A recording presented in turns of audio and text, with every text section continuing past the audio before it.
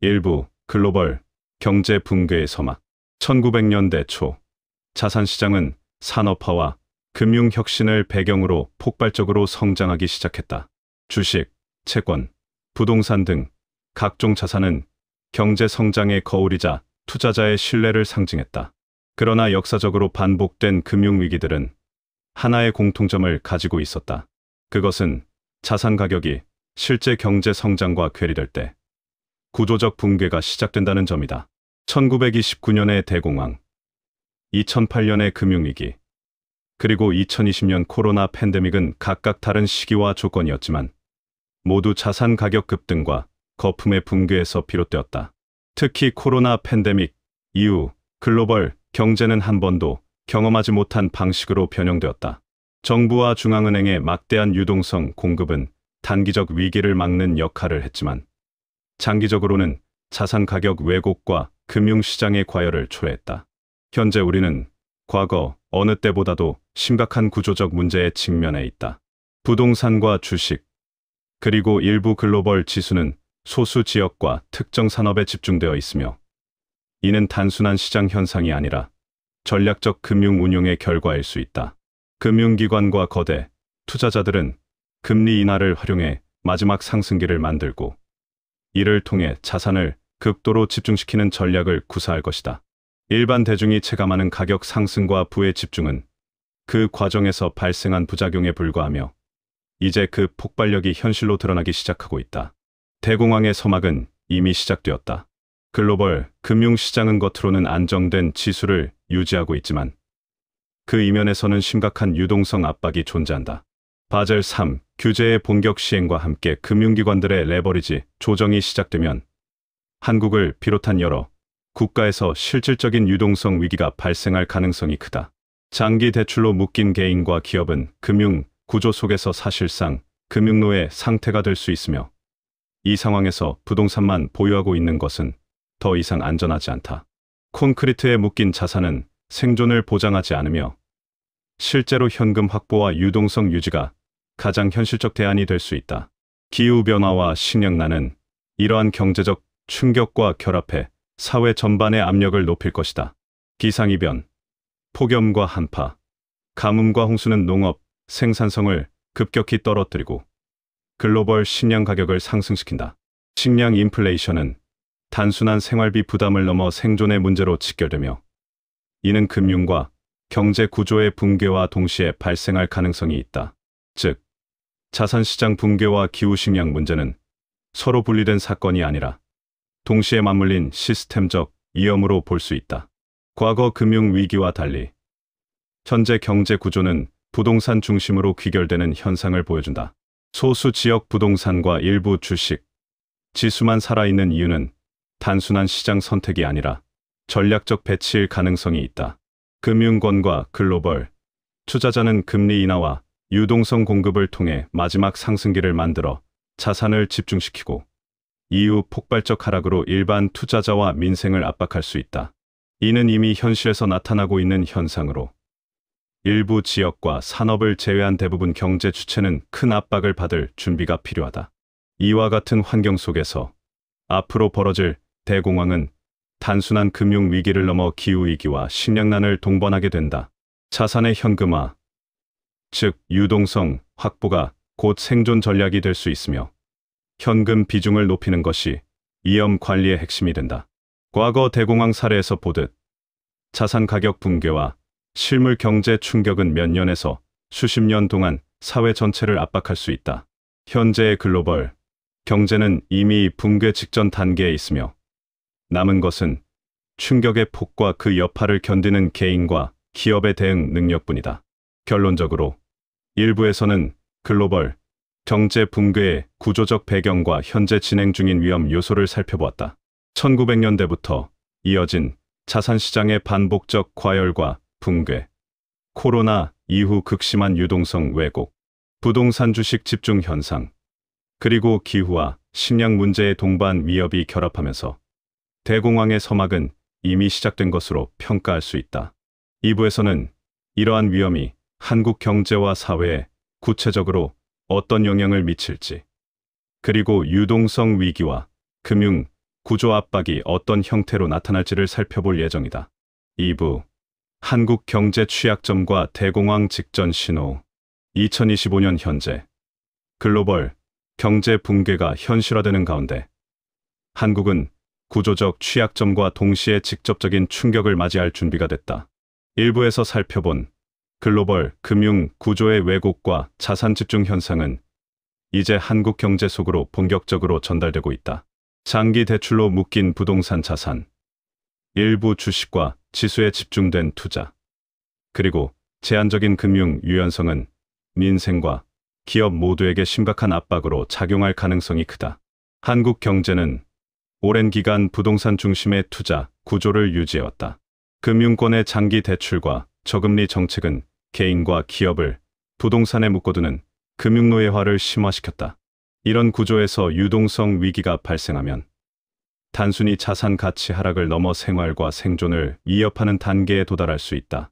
실제로 콘크리트로만 묶인 자산은 실질적인 생존 수단이 될 수 없으며 현금 확보와 유동성 유지가 장기적으로 생존 전략의 핵심이 된다.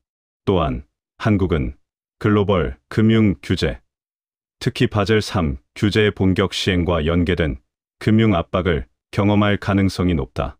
은행과 금융기관은 레버리지 축소와 자본 적정성 확보를 위해 유동성을 긴축하게 되며 이 과정에서 기업과 개인이 직간접적으로 피해를 받을 수 있다. 금융권과 거대 투자자의 전략적 자산 조정이 진행되는 가운데 소수 지역과 특정 산업 외의 경제 주체는 금융 충격에 취약하다. 기후변화와 식량난은 이러한 경제적 충격과 결합하며 사회 전반의 위험을 증폭시킨다. 극심한 가뭄, 폭염, 한파, 홍수 등은 농업 생산성을 떨어뜨리고 식량 가격을 급등시켜 민생의 부담을 증가시킨다.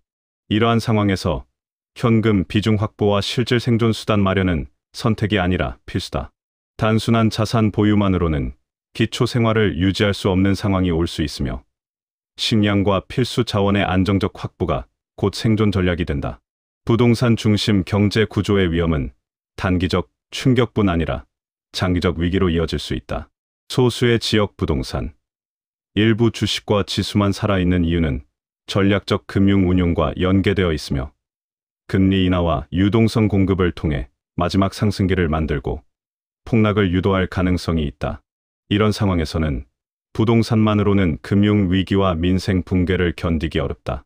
따라서 금융과 자산 구조를 유연하게 관리하고 현금과 유동성 확보, 분산 투자가 필수적이다. 또한 원화 강세와 글로벌 금융 흐름은 한국 경제의 민감성을 더욱 높인다.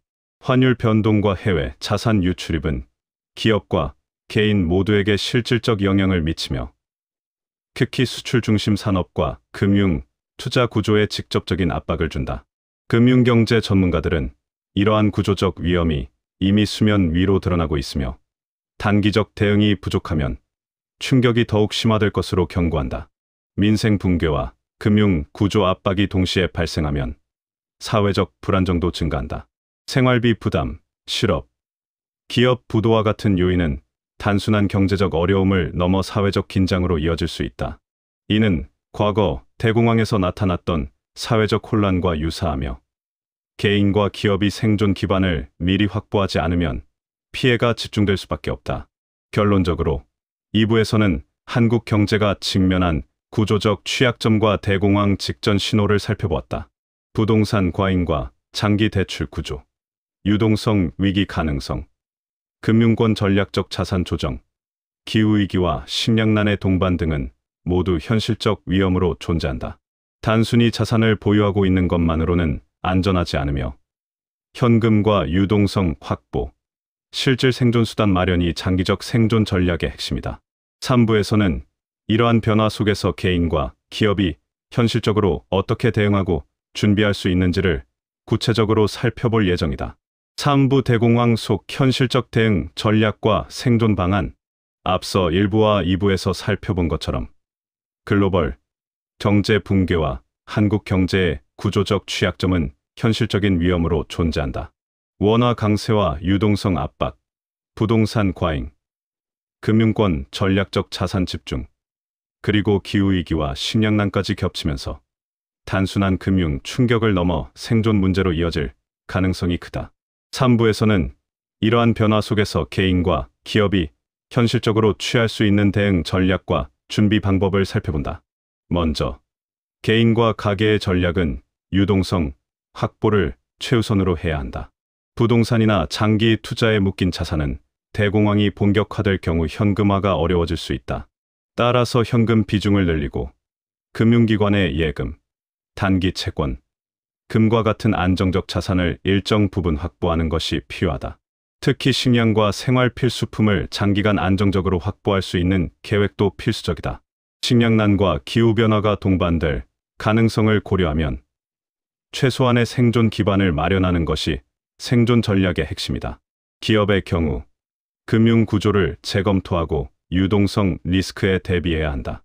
장기 대출과 고정 비용 중심의 구조는 위기 상황에서 치명적일 수 있으므로 현금 흐름을 강화하고 비용 구조를 유연하게 조정하는 것이 중요하다. 또한 해외 매출과 수입 구조를 재검토하고 환율 변동과 글로벌 공급망 위험에 대비한 전략을 세워야 한다. 금융권과 글로벌 투자자의 전략적 자산 집중은 기업 운영에도 영향을 주므로 자산 배분과 유동성 확보가 필수적이다. 투자 측면에서는 분산과 리스크 관리가 중요하다. 특정 지역 부동산, 일부 주식, 글로벌 지수에 집중된 자산만을 보유하는 것은 위험을 극대화할 수 있다.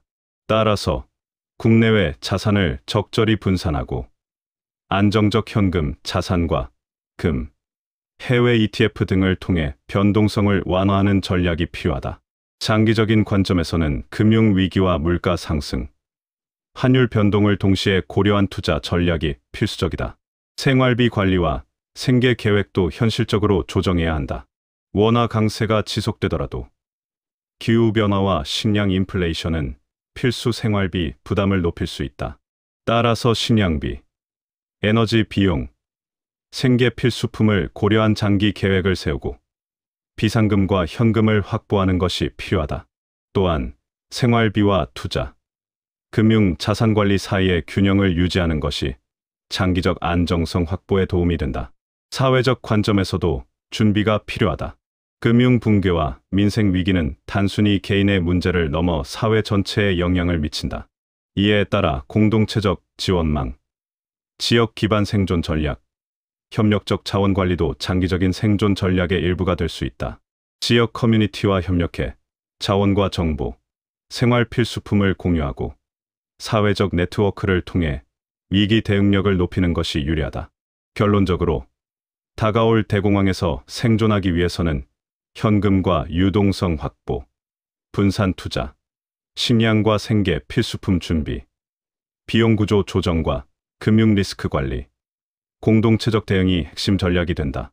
부동산이나 단일 자산에만 의존하는 것은 더 이상 안전하지 않으며 최소한의 생존 기반을 마련하는 것이 최우선이다. 기업과 개인 모두 이러한 전략을 현실적으로 실행할 수 있어야만 다가오는 경제 충격 속에서도 위험을 최소화하고 기회를 확보할 수 있다. 이와 같이 3부에서는 대공황 속 현실적 대응 전략과 생존 방안을 중심으로 정리했다. 1부에서 글로벌 붕괴의 배경을, 2부에서 한국 경제의 취약점을 확인했으며 마지막 3부에서는 이를 기반으로 실제 적용 가능한 전략을 제시함으로써 시청자가 변화에 대비할 수 있도록 구성했다. 대공황은 피할 수 없지만 준비된 자와 준비되지 않은 자의 차이는 극명하게 드러날 것이다.